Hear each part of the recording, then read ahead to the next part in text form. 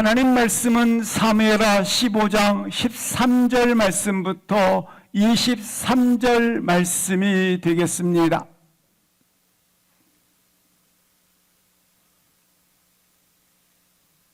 사무엘하 15장 13절 말씀부터 23절 말씀이 되겠습니다. 함께 합독하십니다. 전령이 다윗에게 와서 말하되 이스라엘의 인심이 다 압살롬에게로 돌아갔나이다 한지라. 다윗이 예루살렘에 함께 있는 그의 모든 신하들에게 이르되 일어나 도망하자. 그렇지 아니하면 우리 중 한 사람도 압살롬에게서 피하지 못하리라. 빨리 가자. 두렵건대 그가 우리를 급히 따라와 우리를 해하고 칼날로 성읍을 칠까 하노라. 왕의 신하들이 왕께 이르되 우리 주 왕께서 하고자 하시는 대로 우리가 행하리이다. 보소서 당신의 종들이니이다 하더라. 왕이 나갈 때에 그의 가족을 다 따르게 하고 후궁 10명을 왕이 남겨두어 왕궁을 지키게 하니라. 왕이 나감에 모든 백성이 다 따라서 벳메르하게 이르러 멈추어 서니 그의 모든 신하들이 그의 곁으로 지나가고 모든 그렛 사람과 모든 블렛 사람과 및 왕을 따라 가드에서 온 모든 가드 사람 600명이 왕 앞으로 행진하니라. 그때에 왕이 가드 사람 이때에게 이르되 어찌하여 너도 우리와 함께 가느냐? 너는 쫓겨난 나그네이니 돌아가서 왕과 함께 내 곳에 있으라. 너는 어제 왔고 나는 정처 없이 가니 오늘 어찌 너를 우리와 함께 또 돌아다니게 하리요? 너도 돌아가고 내 동포들도 데려가라. 은혜와 진리가 너와 함께 있기를 원하노라 하니라. 이때가 왕께 대답하여 이르되 여호와의 살아계심과 내 주 왕의 살아계심으로 맹세하옵나니 진실로 내 주 왕께서 어느 곳에 계시든지 사나 죽으나 종도 그곳에 있겠나이다 하니 다윗이 이때에게 이르되 앞서 건너가라 하매 가드 사람 이때와 그의 수행자들과 그와 함께한 아이들이 다 건너가고 온 땅 사람이 큰 소리로 울며 모든 백성이 앞서 건너가매 왕도 기드론 시내를 건너가니 건너간 모든 백성이 광야길로 향하니라. 아멘.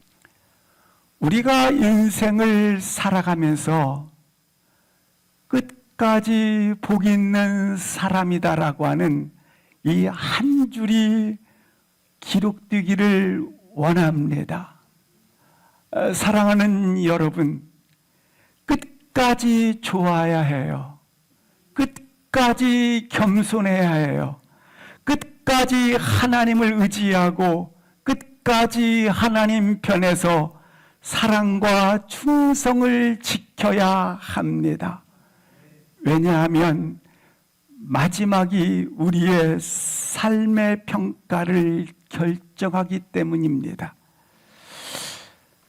사울 왕도 시작은 좋았고 그도 선지자처럼 하나님의 신에 충만하여 예언하고 겸손하기까지 했어요. 그러나 그의 삶은 하나님 앞에서 실패하였습니다. 가룟 유다도 처음에 모든 것을 버리고 그리고 그는 주님과 함께 떡을 떼었을 뿐만 아니라 주님의 숨결을 느끼고 주님의 그 발취에서 그 능력과 신비를 보았습니다. 그러나 그의 마지막은 끔찍하도록 비참했습니다. 그러므로 두렵고 떨림으로 소원합니다. 끝까지 변질되지 마십시오. 끝까지 변함없이 하나님 한 분만을 사랑하고 하나님 한 분만을 높이는 예배자가 되십시오. 마지막 하나님 앞에 서는 날 잘하였도다 착하고 충성된 종아. 그렇게 평가되는 지속성 있기를 주의 이름으로 기도합니다. 오늘 본문이 다윗 인생의 바로 마지막 부분, 후반기에 찾아온 시련과 고난을 통해서 영적인 분별과 오늘 본문 속에서 하나님 우리 가운데 던져주시는 지혜의 말씀을 듣고자 하는 것입니다. 오늘 다윗의 마지막 삶의 후반부에 속하는 이 과정을 통해서 다시 한번 우리 가운데 하나님이 나에게 지속적인 하나님 앞에 변절되지 않는 그 사랑을 묻고 있기 때문에 그렇습니다. 다윗의 고통의 역사가, 시련의 역사가 오늘 본문에 펼쳐집니다. 그런데 이 본문의 배경이 되는 11년 전후의 본문을 살필 수가 있습니다. 다윗 인생의 후반부에 속하는 본문이지만 11년 전후의 본문의 배경이 되었던 그의 중년기의 인생을 보게 되는 것입니다. 중년기에 그는 인생의 최대 위기를 맞이합니다. 그것은 밧세바를 범했던 죄의 영향력 아래서 있었던 시간입니다. 그 시간으로 인해서 훗날 오늘 11년 후에 있었던 다윗의 가정에 소용돌이가 휘몰아치기 시작을 한 것입니다. 다윗의 자녀들이 많았던 것을 우리는 잘 알고 있습니다. 그 중에 다윗의 장남이었던 암몬이 배다른 누이 동생 바로 다말을 강간하는 끔찍한 일이 벌어지게 됩니다. 다윗은 이때 암몬의 범죄 사실을 알고도 분노는 했지만 자녀들에 대한 분명한 조치를 취하지 아니했습니다. 자녀들에 대해서 침묵을 한 것입니다. 다윗은 어떤 연약함을 가지고 있었는가? 바로 이와 같이 11년 전에 밧세바를 범한 죄와 그리고 우리아를 살해한 것들을 가지고 있었기 때문에 지금 이 사건이 닥쳤지만 그는 올바른 아버지로서의 권위와 그리고 지도를 행사하지 못했다고 하는 것입니다. 그래서 분노를 냈지만 자녀들에 대한 분명한 행사를 하지 못하는 침묵으로 그가 보내게 됩니다. 그리고 다윗과 함께 이 모든 상황을 지켜보던 압살론도 동일하게 침묵을 합니다. 다말의 오빠였던 압살롬은 증오와 분노로 침묵을 하기 시작합니다. 근데 압살롬은 이 침묵이 훗날 누이에 대한 보복으로 다윗의 장남이었던 암논을 살해하게 됩니다. 이 살해는 우발적 범행이 아니라 2년 동안 침묵하며 그가 치밀하게 계획했던 냉정함을 실현화시킨 것입니다. 결국 압살롬은 이 사건으로 인해서 다윗 궁정에 떠나 구슬 땅 외할아버지 집으로 피하게 됩니다. 그리고 그 땅에서 3년 동안 그가 도피 생활을 하는 가운데 그는 침묵하는 그 시간 동안 반란의 음모를 치밀하게 구상합니다. 그리고 3년이 지난 지금 이 시간 오늘 본문 이곳에 다윗 궁정에 들어온 것입니다. 구에서 3년의 시간이 지나자 그를 사면했고 복귀를 시킨 것입니다. 그러나 안타깝게도 완전한 용서가 되지 못합니다. 사무엘 14장 23절 24절을 합독하시겠습니다. 시작. 요압이 일어나 그술로 가서 압살롬을 데리고 예루살렘으로 오니 왕이 이르되 그를 그의 집으로 물러가게 하여 내 얼굴을 볼 수 없게 하라 하매 압살롬이 자기 집으로 돌아가고 왕의 얼굴을 보지 못하니라. 다윗은 궁정으로 돌아왔지만 오늘 자기 집으로 돌아왔지만 왕이 그 얼굴을 보지 아니하더라라고 기록되어져 있습니다. 궁정 안으로 불러들이기는 했지만 얼굴을 마주하지 않더라는 것입니다. 이 감정을 말하는 것입니다. 아버지로서의 사랑이 있지만 그러나 그의 행한 일에 대한 미움이 함께 여전히 뒤섞여 있는 것입니다. 분노와 화해, 죄와 용서, 모든 것들이 뒤범벅여 섞어져 있는 것입니다. 정치적인 압력도 있어야 되지만 동시에 아버지로서의 내 아들이라는 정이 함께 있는 것입니다. 다윗은 3년의 긴 시간이 지났지만 복잡한 감정이 여전히 갈등 관계로 해결되지 못한 채 그렇게 놓여져 있었다고 하는 것입니다. 지금 3년의 시간이 지났지만 모든 갈등과 상처가 뒤죽박죽된 이 상황 속에서 하나님의 공의와 하나님의 뜻이 적용되지 못하는 그러한 시간을 보내고 있었다라고 하는 것입니다.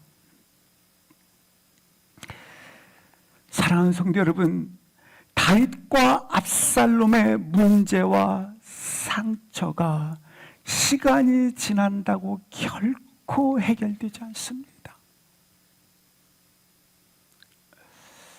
다윗은 이 문제에서 아주 심각한 무력감을 가집니다. 왜일까요? 암논을 살해했고 그리고 압살롬이 이처럼 받아들일 수 없는 간강과 살해 음모를 두고 그는 압살롬이 행한 것에 대하여 받아들이기는 했지만 그를 용서할 수 없는 이 갈등의 관계가 3년이 지났음에도 불구하고 압살롬이 궁정에 들어왔을 때 11년 전에 있었던 그 사건이 유령처럼 그를 떠오르게 만든 것입니다.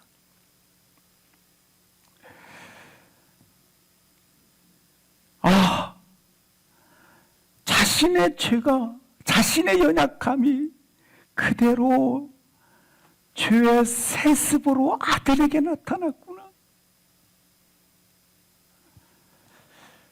자신의 죄의 반복이 자신에게 나타나는 이 고통 때문에 죄의 대물림이 나타나고 있는, 어찌 보면 이 뼈를 깎는 고통이 자신에게 하나님의 사랑이 전부였던 다윗에게 자신의 이전의 실패로 인한 그와 같은 스스로의 절망과 그와 같은 자책이 다가온 겁니다. 이 영역은 점점 자신의 아픔의 영역으로 자리를 잡고 있는 것입니다. 근데 이 영역은 다윗에게만 있었던 것이 아닙니다. 오늘 우리에게도 음침한 영역으로 이처럼 자리매김을 한다고 하는 것입니다. 다른 부분에서는 다 유연하고, 그리고 그 영역 부분에서는 다 참아내는데, 바로 이 영역, 자신만이 가지고 있는 이 영역을 건드리면 너무 민감하고, 그리고 감정이 과밀집되어 있고, 지난 상처가 뒤범벅이 되면서 안 해도 되는 반응들을 보인다고 하는 것입니다. 가장 민감한 영역 부분 말입니다. 이 부분이 하나님의 다스림이 있어야 되는 전인격적인 다스림의 통치 영역인데도 불구하고, 나의 가장 민감한 영역, 나의 가장 민감한 상처, 가장 민감한 관계, 근데 이 민감한 영역을 건들면 다른 건 다 통과가 되는데, 이 부분은 과밀집의 감정이 폭발해 버린다는 겁니다. 근데 사랑하는 성도 여러분, 이 영역의 부분은 자꾸 건드려야 돼요. 왜냐하면 이 영역을 건들지 아니하면 하나님의 간섭과 하나님의 다스림도 필요 없는 나의 불가침 영역이 돼버리기 때문에, 나의 불가침 영역이 돼버려서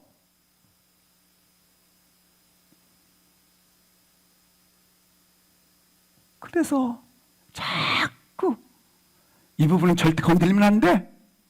그 선을 내려놓으세요.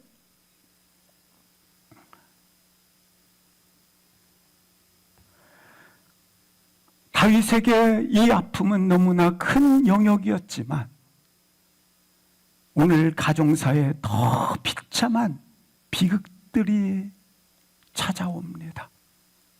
그것이 3년 만에 도피 끝에 돌아온 압살롬에 직면한 것은 바로 아버지의 거절이었습니다. 분명히 사법적 시스템으로 궁정 안으로 불러들였지 않습니까? 그건 해결된 것 같아요. 그러나 이 감정의 영역은 해결이 안 되는 거예요. 그렇잖아요. 돌아왔잖아요. 왔지만 얼굴을 보지 않더라.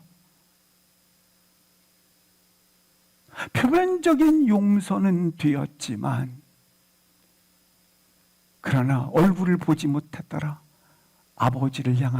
아버지를 압살롬도 그 심령 속에 나를 미워한다는 증오와 분노가 여전히 있구나.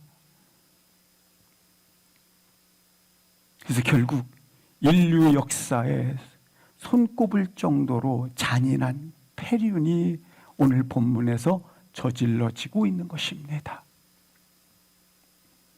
압살롬은 왕자로서 배신을 꾀할 정치 세력을 규합시키기 시작했고, 백성의 민심을 자신에게 돌리기 위해 아버지를 향한 거짓 음모를 퍼뜨렸고, 온갖 감언이설과 제스처로 백성들을 포용하는 정치쇼를 벌이게 됩니다. 이 배신의 역사는 다윗에게 아주 뼈아픈 고통이 되었습니다. 사랑하는 성도 여러분, 이 얽힌 죄의 고통의 역사를 가정의 뿌리로 두어서는 안 되지 않습니까? 가정의 근간이 이 죄의 영향력 아래 놓여서는 아니 되지 않습니까? 우리 교회도 우리 민족도 말이죠. 상한 감정이 고정값이 되어서는 안 돼요.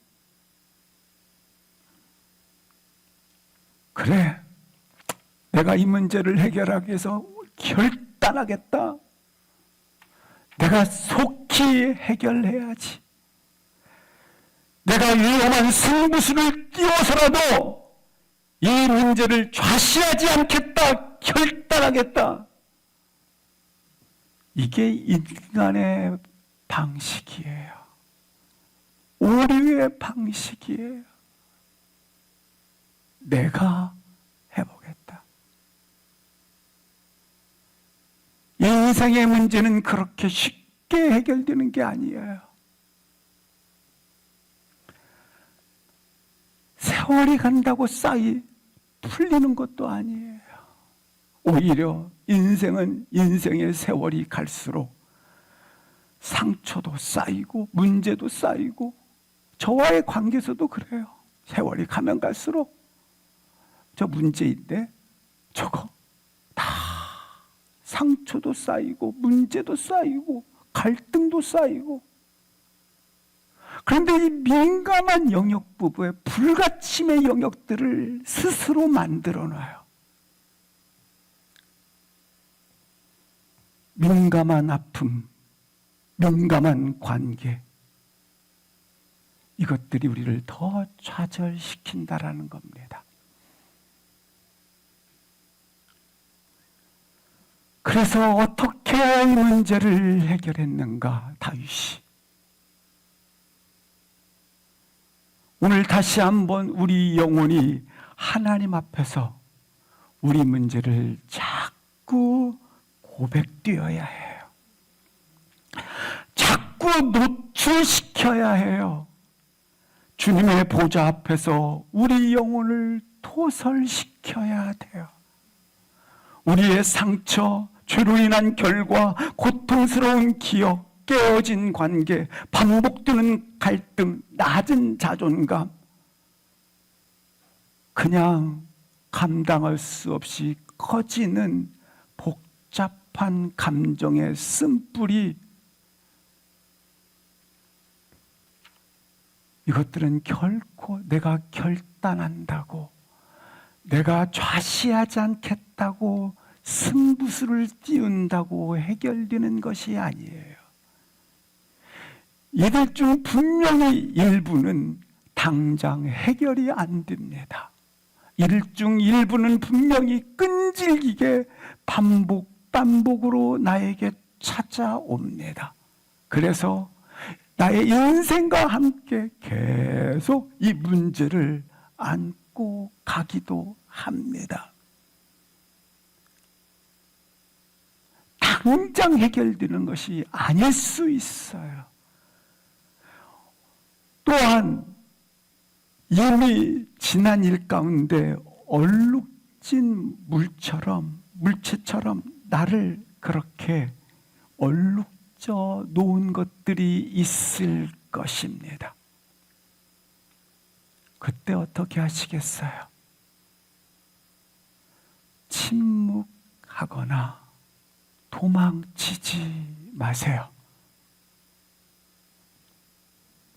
기억과 아픔이 건드려질 때마다 그냥 터지는 폭탄처럼 터뜨리지 마세요.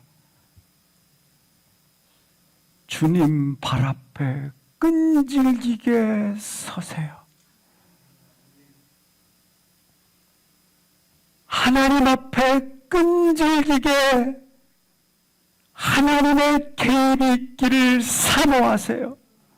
그리고 계속 멈추고 계속해서 토로하시고 고백하시고 쏟아내으세요. 우리가 할 수 있는 최선의 선택, 최대한의 노력은 끈질기게 주님 앞에 머물러 서서 그에게 토설하는 것입니다.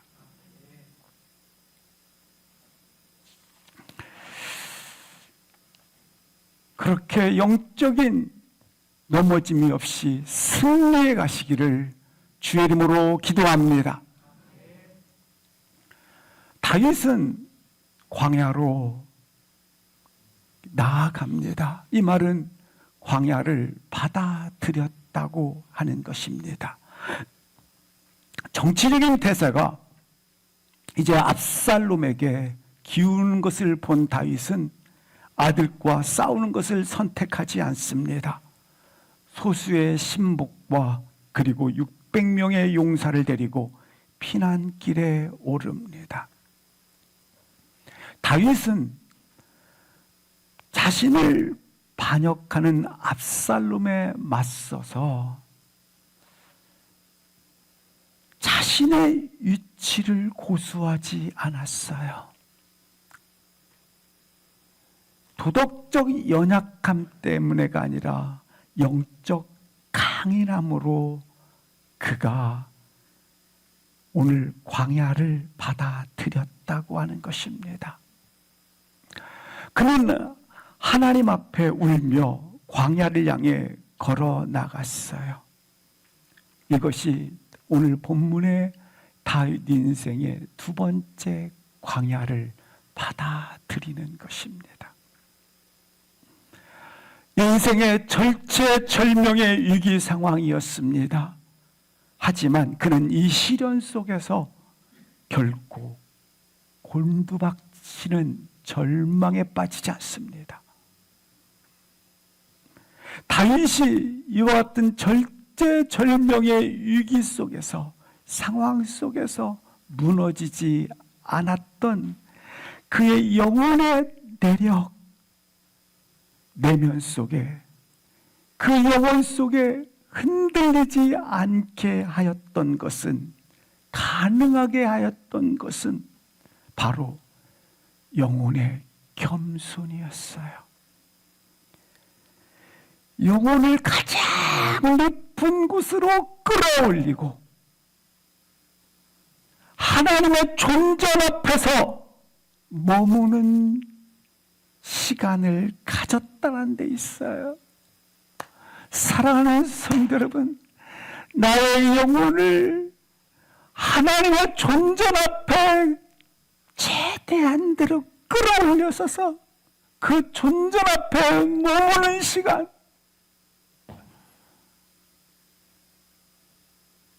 그 시간을 가지셔야 돼요. 다윗이 변하지 않는 태도, 오늘 본문 사무엘하 15장 24절부터 26절 말씀 합독하시겠습니다. 시작. 보라, 사독과 그와 함께한 모든 레위 사람도 하나님의 언약궤를 메어다가 하나님의 궤를 내려놓고 아비아달도 올라가서 모든 백성이 성에서 나오기를 기다리도다. 왕이 사독에게 이르되, 보라, 하나님의 궤를 성읍으로 도로 메어 가라. 만일 내가 여호와 앞에서 은혜를 입으면 도로 나를 인도하사 내게 그 궤와 그 계신대를 보이시리라. 그러나 그가 이와 같이 말씀하시기를 내가 너를 기뻐하지 아니한다 하시면 종이 여기 있사오니 선이 여기시는 대로 내게 행하시옵소서 하리라. 다윗의 변하지 않는 태도, 왕궁에 있으나 광야길에 있으나 그는 놀랍게 철저한 겸손으로 서 있었다고 하는 것입니다. 오늘 본문 다윗은 예루살렘 궁에서 떠나 피난길에 오르고 있을 때에 그때 제사장들이 24절 말씀에 보시면 언약궤를 가지고 나왔습니다. 이 언약궤는 무엇을 상징합니까? 24절 말씀을 보여주시면 좋겠습니다. 언약궤를 메고 제사장들이 나왔습니다. 언약궤는 하나님의 영광과 승리를 상징합니다. 그러나 다윗은 이 언약궤를 다시 예루살렘 성으로 돌려보냈다라고 기록하고 있습니다. 다른 표현으로 말하면 하나님의 영광과 승리를 나의 일을 이루는 데 쓰지 않겠다라는 것입니다. 그리고 예루살렘으로 돌려보냈다고 하는 것은 예루살렘의 진정한 왕은 하나님이시며 동시에 이곳에서 통치자로 그가 계셔야 된다는 것을 의미하고 있습니다. 25절에 이렇게 고백을 하고 있습니다. 수도 예루살렘으로 언약궤를 돌려보낸 후에 다윗이 25절에 이렇게 고백합니다. 내가 여호와 앞에서 은혜를 입으면 다시 여호와의 궤 앞으로 나가오리라. 내가 다시 그 궤 곁으로 갈 것이다 표현을 합니다. 이 표현은 무엇을 말합니까?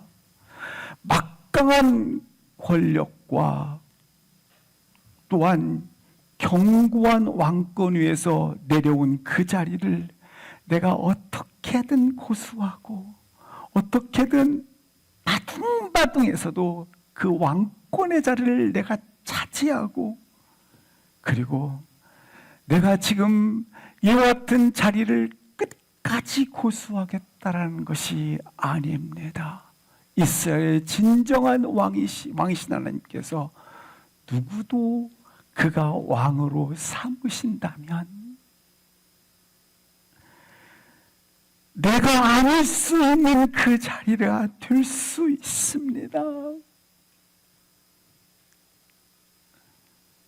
하나님을 향한 철저한 경외심과 겸손이었던 것입니다.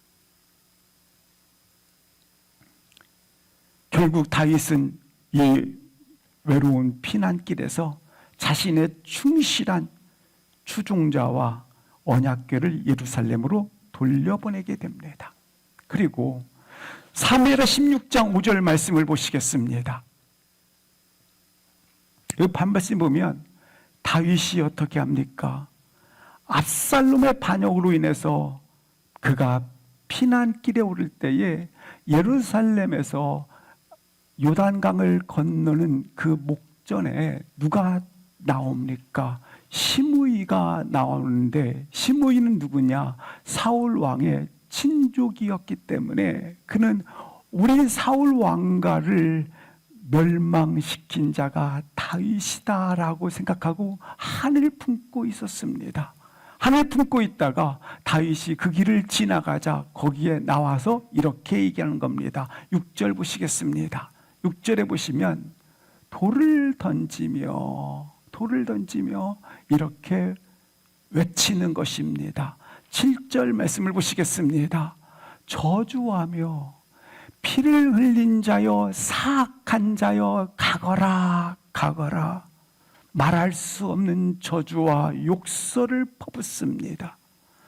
우리 가문을 멸족시킨 자여. 다윗을 향해서 욕을 퍼붓고 있습니다. 그때 다윗의 수행원이었던 아비새가 9절 말씀을 보시겠습니다. 아비새가 이렇게 말합니다. 아비새가 왕이여 청하건대 그의 머리를 베게 하소서. 처단해 달라고 요구를 합니다. 10절 합독하시겠습니다. 시작. 왕이 이르되 수르야의 아들들아 내가 너희와 무슨 상관이 있느냐?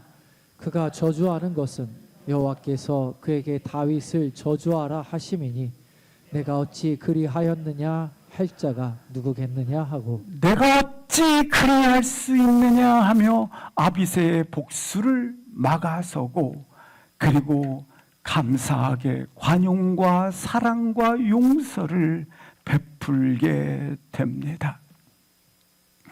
다윗 하나아들이 자신의 하나아들에 의해서 죽임을 당했고, 다윗은 왜 이처럼 그의 아들을 통해서 반란을 자초했는가? 그가 오랜 동안 큰 병고를 앓았다라고 신학자들은 보여주고 있습니다. 그래서 오랜 동안 깊은 병에서 병고를 치렀기 때문에 아들 압살롬으로 반역을 일으키는 아픔을 겪고 있는 시간입니다. 그리고 지금 그는 어느 날 갑자기 짐을 꾸려 아들의 반역으로 인해 그는 이처럼 피난길에 올라왔다고 하는 것입니다.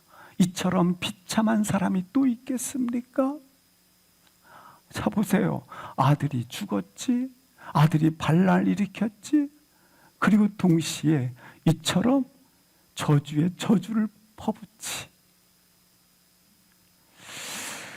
이처럼 비참한 가운데 그가 이와 같이 저주를 퍼붓고 있으면, 이 상황이 계속되어지면 어떻게 되겠습니까?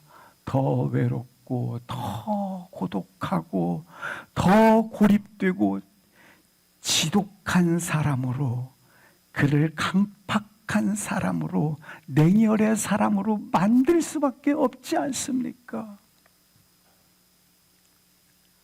그런데 다윗은 그 순간조차도 최선의 선택을 합니다.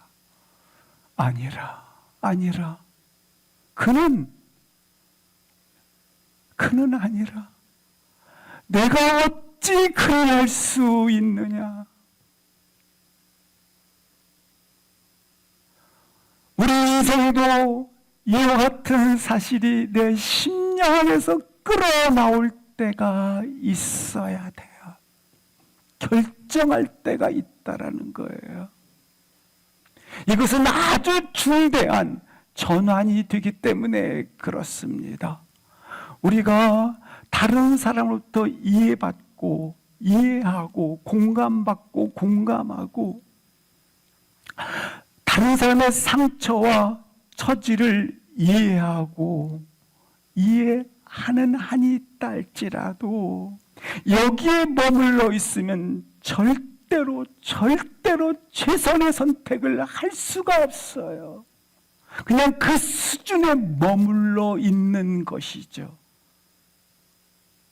다 공감하고 받아들이고 이해하고 할 수는 있지만, 오늘 다윗처럼 내가 어찌 그리하겠느냐라고 하는 그와 같은 놀라운 용서, 온유, 부드러움, 그 영광을 맛볼 수 없다라는 거예요.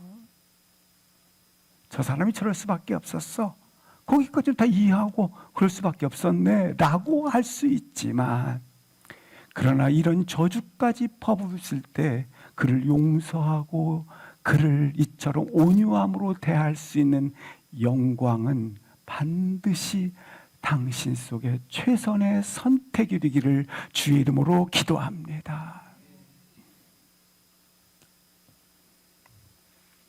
다윗은 인생의 밑바닥에서 용서받을 자격이 없는 이 시므이에게 자비와 관용을 베푸는, 그가 왕궁에 있으나 지금 피난길에 있으나 동일한 태도로 취하고 있는 것처럼, 그런 이해의 수준을 전환시켜 이와 같은 영광의 자리에 서 있기를 주의 이름으로 기도합니다. 사무엘 15장 30절 말씀을 보시겠습니다. 지금 다윗이 피난길에 올랐는데 어떻게 오르는지 보십시오. 맨발로 울며 가고, 그리고 자기 머리로 얼굴을 가리며 울며 감람산으로 올라갔더라, 이렇게 표현을 하고 있습니다. 이렇게 박해와 저주에도 온유와 겸손을 지킨 다윗을 지금 올라가는 장면을 보십시오. 누가 올라가는 장면입니까? 사실은 그리스도께서 주의 동산에 올라가면서, 갈보리 언덕에 올라가면서 온유와 겸손으로 올라가시는 주님의 모습인 거예요.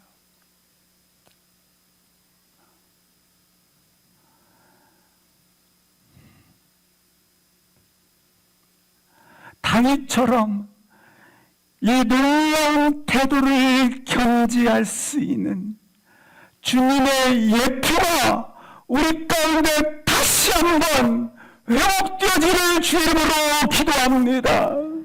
단순히 이해한다 차원의 전환을 넘어서 그의 영광에까지 이르는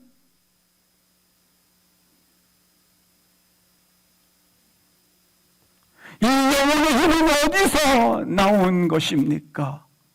바로 그가 언제나 하나님을 의식하는 수직적 관점을 가졌기 때문에 그렇습니다. 언제나 하나님을 의식하는 수직적 관계.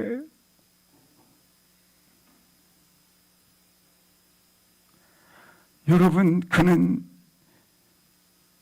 다윗은 심의를 의식한 게 아니에요. 하나님을 의식했어요. 그에게 문제되는 것은 심의가 그렇게 저주하는 것이 아니에요. 그러나 아비새는 심의를 의식했어요. 영적인 이면을 아비새는 보지 못했어요. 그러나 다윗은 영적인 이면을 의식하고 있어요. 하나님의 목적을 의식하는 사람. 심의를 통해서 하나님이 하실 일을 의식하는 사람.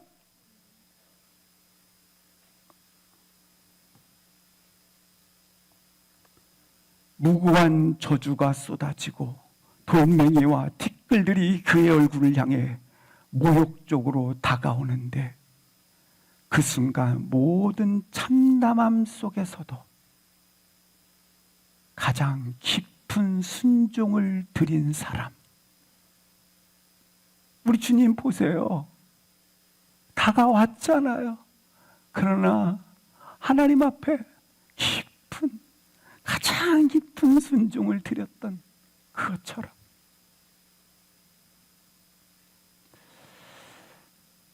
사무엘하 16장 11절 12절 말씀을 보시면 이런 말씀이 있어요. 우리 같이 한번 읽겠습니다. 시작. 또 다윗이 아비새와 모든 신하들에게 이르되 내 몸에서 난 아들도 내 생명을 해하려 하거든 하물며 이 베냐민 사람이랴. 여호와께서 그에게 명령하신 것이니 그가 저주하게 버려두라. 혹시 여호와께서 나의 원통함을 감찰하시리니 오늘 그 저주 때문에 여호와께서 선으로 내게 갚아 주시리라 하고. 하나님의 영적인 이면, 주어가 누구예요? 여호와께서 그렇게 저주와 고난과 그걸 쏟아붓는 그 모든 것들을 누가? 여호와께서 내게 선으로 갚아주심을 확신하노라. 모욕과 수치를 통해서도 결국 선이 되게 하실 하나님을 나는 기대한다. 사랑하는 성도 여러분, 이것이 믿음입니다. 이 가능성을 포기하지 않는 믿음 말입니다. 너무나 많은 그리스도인들이 가능성을 쉽게 포기해요. 저것 봐라, 저주하다니, 압살롬도 쫓기다니, 절망만 봐요. 시련만 봐요. 상황만 봐요. 현실만 봐요. 왜 대체 나의 인생의 공식 속에 하나님을 대입시키지 않는가요? 나의 인생의 공식 속에 하나님을 대입하세요. 여호와께서 인생 속에 하나님을 더하세요. 비록 최악의 상황이 아닙니까? 최악의 상황 속에서도 선을 행하시는 하나님의 개입을 계산서에 올려놓으세요. 다윗은 철저하게 하나님이 하실 일을 기대했어요. 그래서 오히려 그 저주가 자신에게 선이 될 수 있도록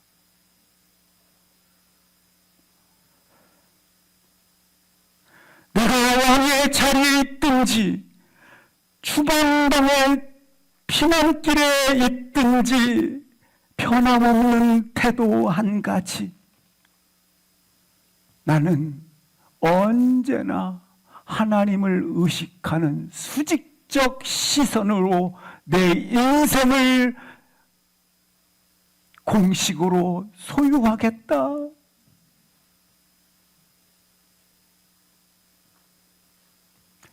그 영적인 이면에 하나님의 목적을 의식하세요. 우리 인생에 뭐 칭찬도 있고 비난도 있고 저주도 있고 또 명성을 얻기도 하고 모멸을 당하기도 하고 무명을 당하기도 하고, 우리 모든 관계는 행복도 있고 상처도 있고 연합도 있고 갈등도 있어요. 그런데 꼭 기억하세요. 거기에 하나님의 개입을 올려놓으셔야 돼요.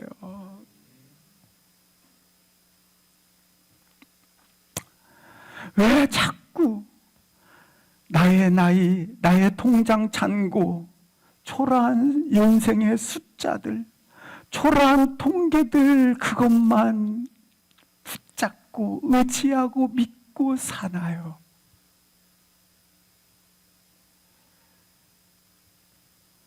어디에서 뭘 하든지 뭘 할 수 있든지 없든지 하나님의 선하심으로 이루신다는 그 계산서를 꼭 붙잡기 바랍니다.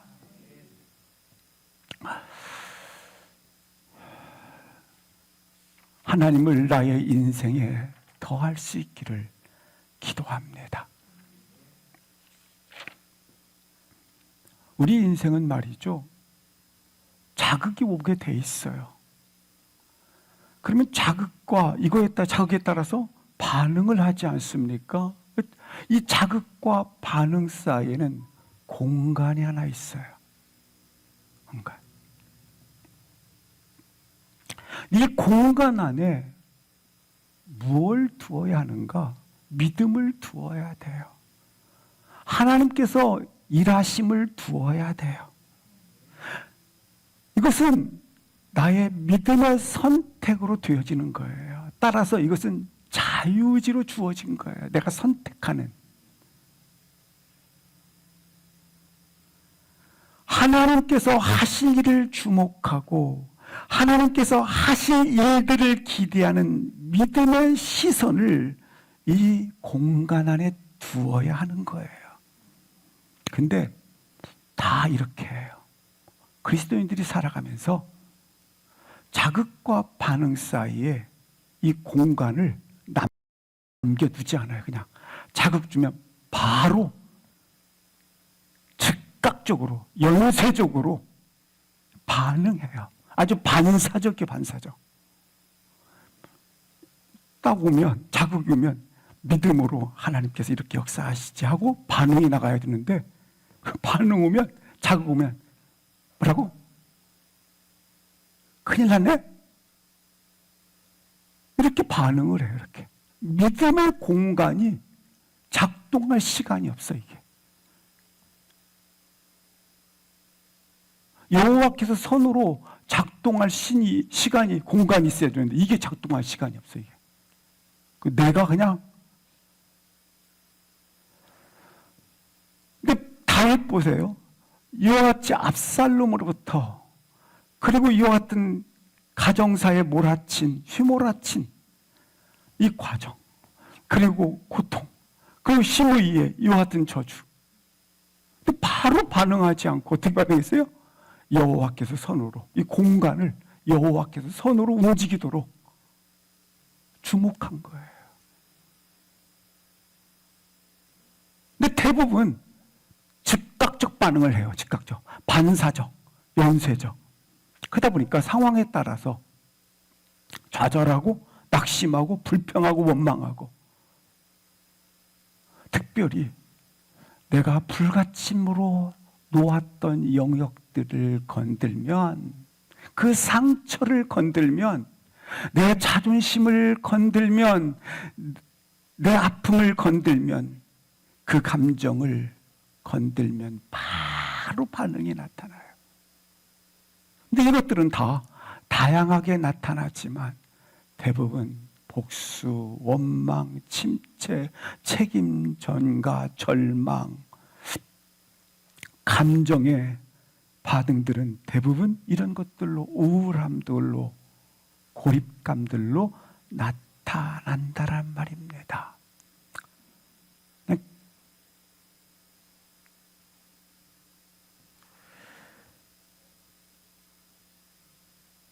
자극에 대한 반응이 이처럼 자연적인 반응으로 나타나면 죽어요.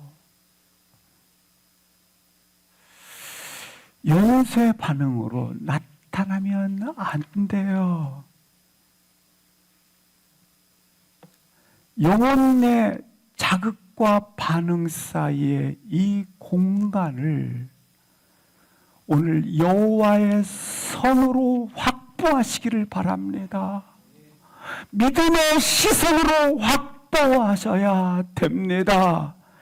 이 깊이를 확신해야 합니다.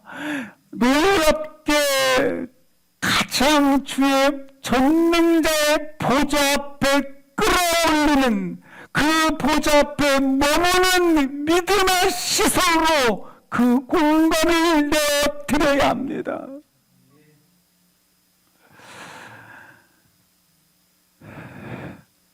거기에 믿음을 끼워 넣으셔야 돼요. 거기에 하나님의 약속의 말씀을 따라 신뢰하는 신뢰를 끼워 넣으셔야 돼요.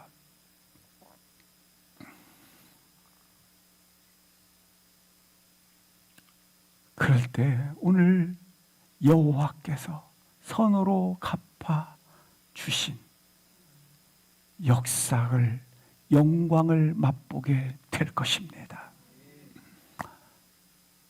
다윗 인생의 절정은 광야에서 이루어지게 됩니다. 압살롬의 정예 부대가 나오고, 그리고 다윗의 광야에 피난길의 부대가 등장을 합니다. 전쟁을 벌이게 되었고, 그 전쟁에 대해 성경은 이렇게 기록을 합니다. 사무엘 18장 8절을 보시겠습니다. 같이 읽겠습니다. 시작. 그 땅에서 삼원으로 퍼져 싸웠으므로 그날의 수풀에서 죽은 자가 칼에 죽은 자보다 많았더라. 이게 말이 됩니까? 이런 일이 있을 수 있습니까? 그날에 칼날에 죽은 자보다 숲을 칼에 죽은 자가 많더라. 이게 가능한 일입니까? 다윗이 하나님 손에 자신의 인생을 의탁하고 이 자극과 반응의 공간 속에 하나님을 향한 믿음과 신뢰를 하나님 앞에 맡겨드렸을 때에 누가 이렇게 하셨다? 하나님이 하셨다.